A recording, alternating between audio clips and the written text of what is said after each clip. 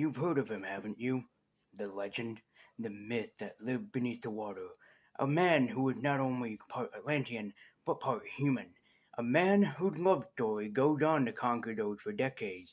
For years, he had been ruler of the sea, never been seen before by human eyes. But yet, when he joined up with the Justice League, he reigned among the top. It was about due time for him to get his own movie, and especially with a sequel that is shortly on the way.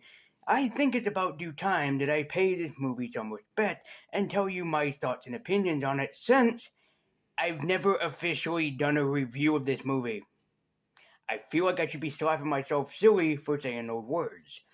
But it's about due time that this man has come back from the media, and especially since this trailer, or what sneak peek that I got of it, looks really damn good. I'm of course talking about the one and only King of the Seas. Everybody say it with me, he's the most outrageous superhero of them all. Welcome to a lazy review, as I'll be reviewing And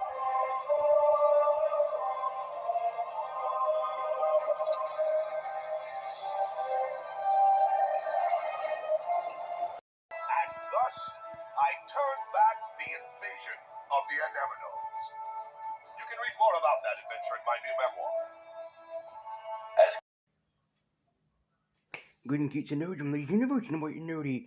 Yes, for the occasion, and because Aquaman 2 has been announced, I'm gonna go back and take a look at the original Aquaman, and let me tell you, I don't think that I was the only one that after seeing Justice League and Jason Momoa's amazing portrayal as the King of the Seas, I was like, this dude gotta have his own movies, and then his own movie. And 2 years after Justice League, Jason Momoa finally got his main scenes as Aquaman, and I gotta say, I am so happy for this guy, especially coming back and seeing the sneak peek for, Aquaman 2, The Lost Kingdom. Man, I mean, I think that this is just gonna be like basically one of the best movies next to the original Aquaman. I mean, even when I first heard of Aquaman, I was kind of happy, but I'm like, Aquaman, this movie probably won't be as good.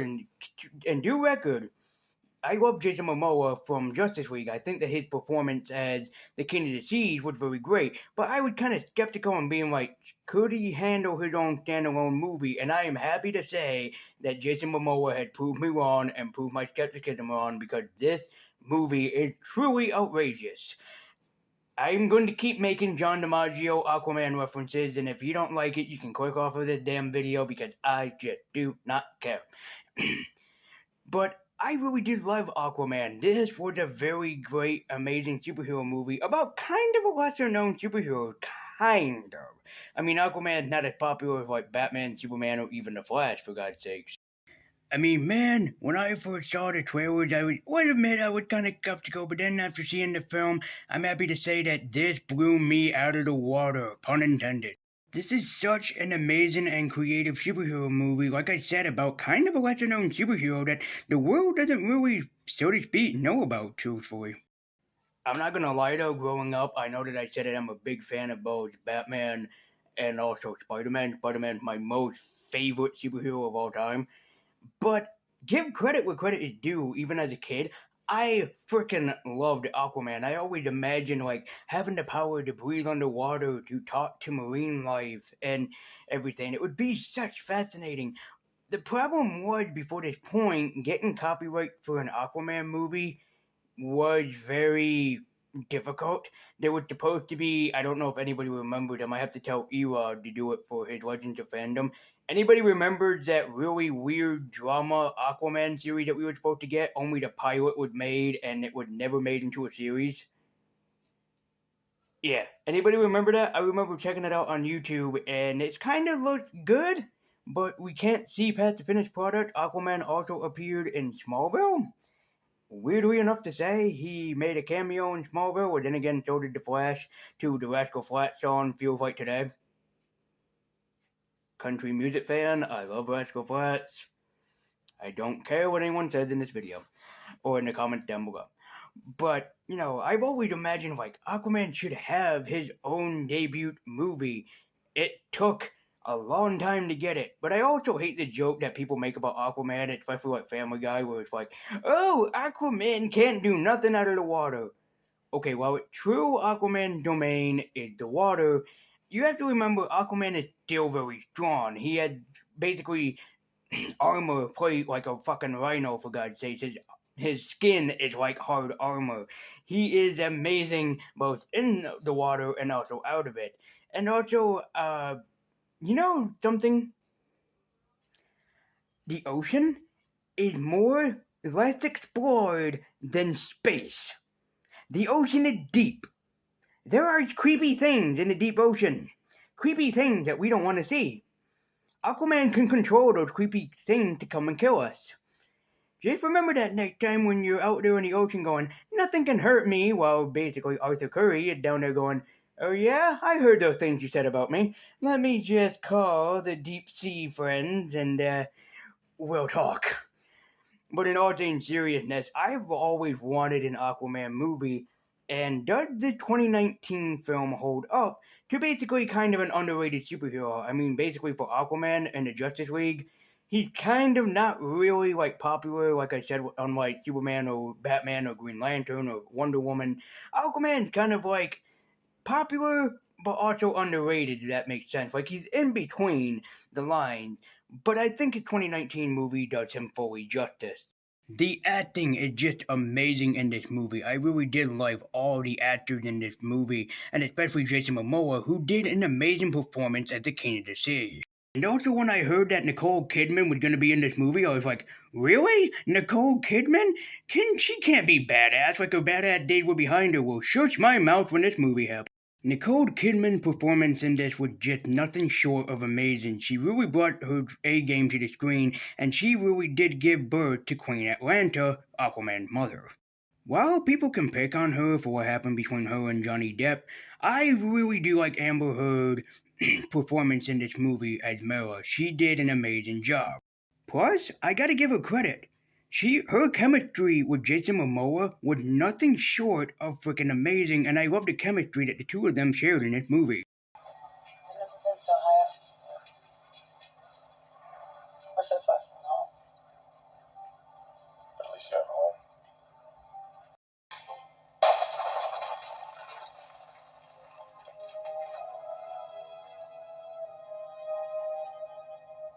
Check this place out. I don't think that much of it anymore.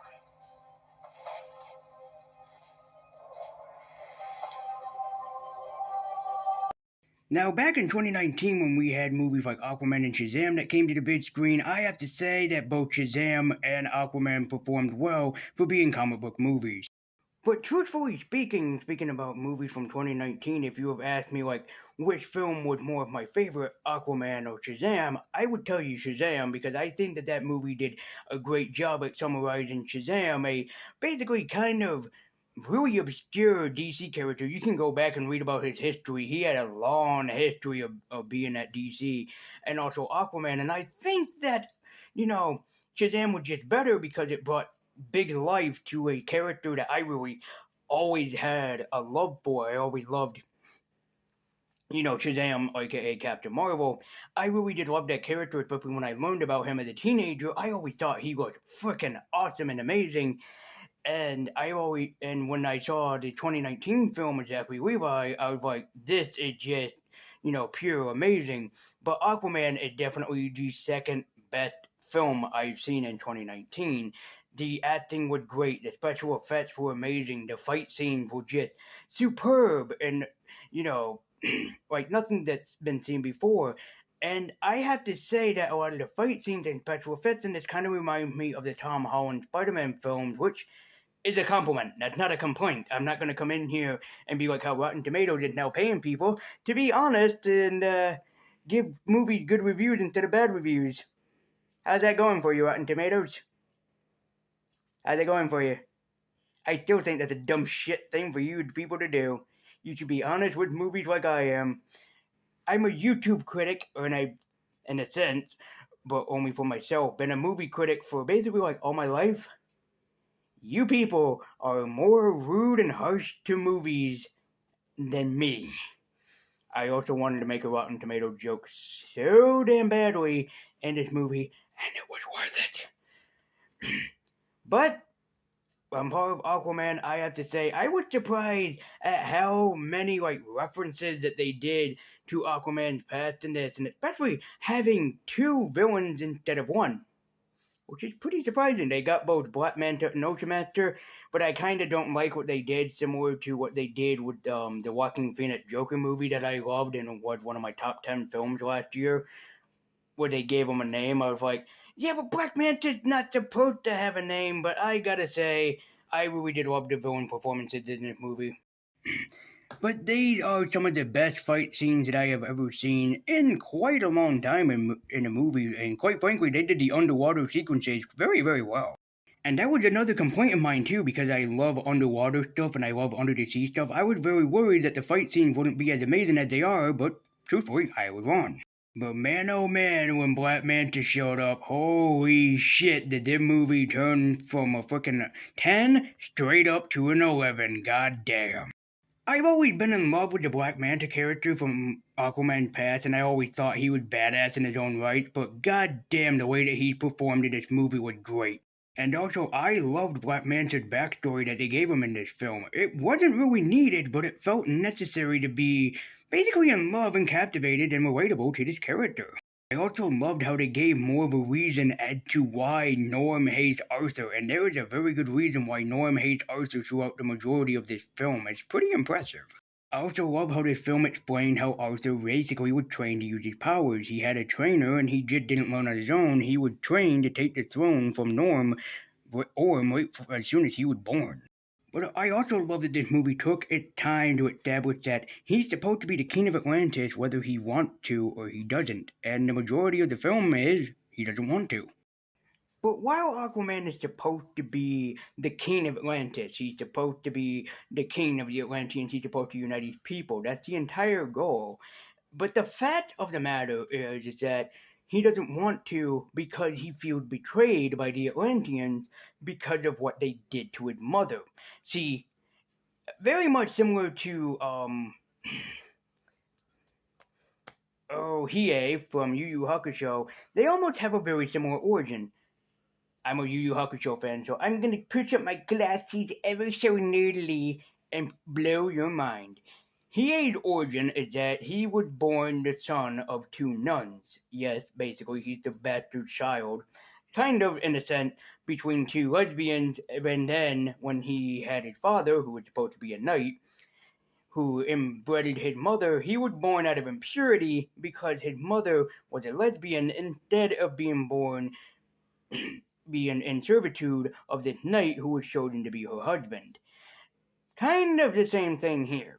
She was born to Queen Atlanta was chosen to be the queen to King, I forget his name in the movie, and yet she fell in love with Tom, aka Tom Curry, aka Aquaman's true father. Then, when she born a bastard child, I'm sorry I'm using that word, but thank Game of Thrones for Jon Snow, the bastard son of the king, but they kind of do reference it. They don't really say the name bastard. Oh, wait, yes, they do. I just remembered that. Yes, they do say that word. But they keep saying, you are the bastard child of my mother. You are the bastard king. And it's like, man, people were watching Game of Thrones before they made this. I love Jon Snow from Game of Thrones, by the way. I just do. So, basically, they kind of call him, the bastard child because, in a sense, he kind of is very similar to Hiei from Yu Yu Hakusho. But yet, also similar to Hiei, they prove their worth for everything that they are worth for. So while Arthur is always picked on for not being the king and not wanting to be where he really should be in this world, I do have to say and point out that he would deem worthy of the king. And also, I just want to say in advance that I apologize to any gay or lesbian viewers of mine. I did not mean to affect your feelings at all, and if I did, I'm very sorry. It was not meant to be to be hurtful. I was just being honest, and especially if you want to go and check out Hiei's origin and prove me wrong, go right ahead. I told you the whole origin. His mother was supposed to be married to a knight. She fell in love with another nun, and because of that, Hiei was the cursed son of the knight and the nun. And you think The Nun 2 is a true horror movie. No. His origin is the true horror movie here. We're going back on topic. After his very first movie, or very first appearance, in the Justice League, Aquaman had a lot to prove, and this movie definitely proved Aquaman is worthy to hold his own for a movie.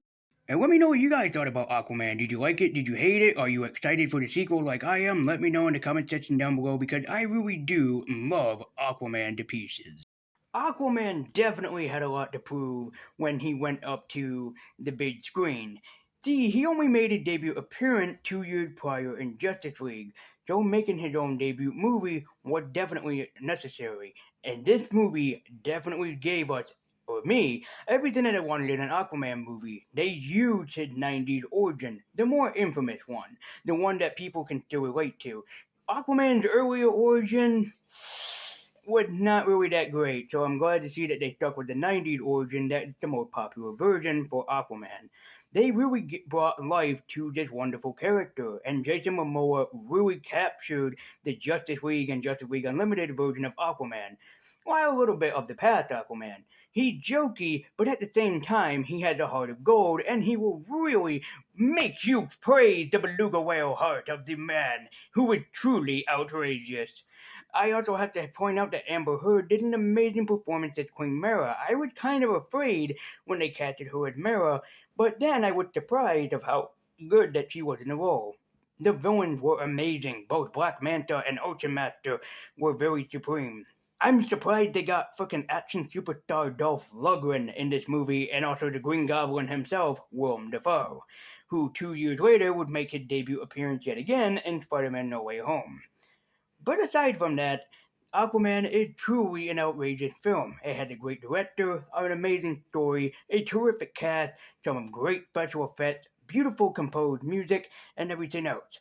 So while Aquaman can be considered, and especially in this movie, he's considered an underrated character, and he's also the bastard king of Atlantis, according to a lot of people, because he was born the son of a human and the son of an Atlantean.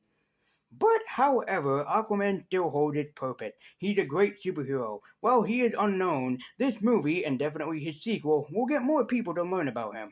And that's why my vinyl pop rating for Aquaman has to be an Inuyasha. While it might not look like much on the outside, there's still a powerhouse of entertainment that is brought inside of this legendary figure.